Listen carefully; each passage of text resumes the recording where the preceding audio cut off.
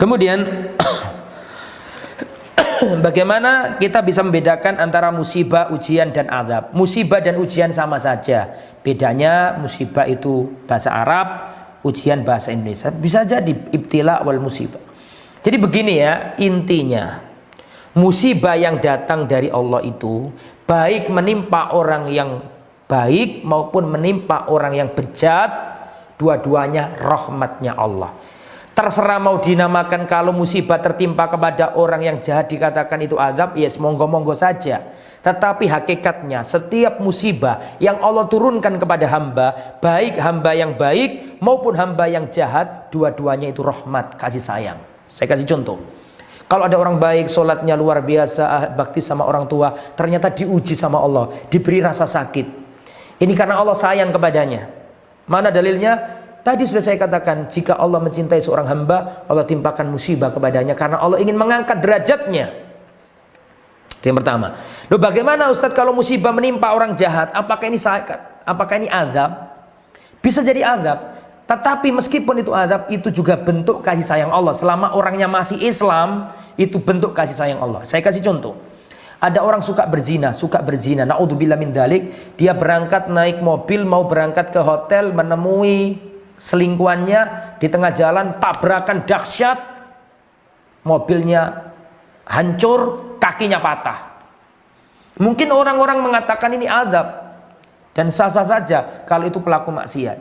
Tetapi terlepas dari penamaan ini azab apa ujian apa musibah, di situ terselip kasih sayang Allah. Kenapa? Iya, karena Allah ingin orang ini berhenti dari berzina. Satu, Allah ingin dia berhenti. Dua, Allah ingin mengampuni dosanya. Karena itu bentuk kasih sayang Allah. Jadi begini, terkadang Allah itu menyelamatkan kita dari musibah dengan sesuatu yang kita anggap musibah. Terkadang seorang hamba itu terkadang seorang hamba itu diselamatkan Allah dari musibah dengan sesuatu yang kita menganggapnya musibah. Bagi hamba tabrakan itu musibah. Tapi bagi Allah itu caranya Allah untuk menyelamatkan dia ini dari musibah yang sesungguhnya, yaitu berzina. Saya kasih ilustrasi. Ada bocah kecil suka main korek api. Ditegur sama mamanya, ayo nak, letakkan korek api, jangan main korek api, nanti kamu terbakar. Jenenge arek cilik, namanya anak kecil, terus main korek api. Ditegur lagi, anakku jangan main korek api, nanti kamu terbakar. Namanya bocah kecil, terus double kata orang Surabaya, terus main korek api. Ketiga kali mamanya nggak pakai ngomong, datang, itu korek api langsung dicabut, anaknya dicubit, nangis. Anak kecil akan mengatakan, mama jahat, mama mama mengambil apa yang menjadi kesukaanku dan mama menyakiti aku. Nangis, arek cilik kan. Arek cilik kalau diseneni wong tuane, ya gak oleh dulinan korek api, sik dulinan terus, dijewet, nangis arek cilik, menganggap mamanya jahat. Mama jahat.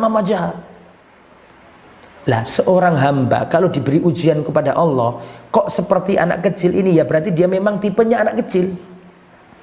Padahal anak kecil ini kalau dia semakin dewasa, anak kecil ini paham, oh ternyata dulu mama merampas korek api dan mencubit aku, ternyata mamaku itu sayang sama aku agar aku tidak terbakar dengan korek api. Begitulah hamba. Kalau pikirannya seperti anak kecil, menganggap Allah itu zalim.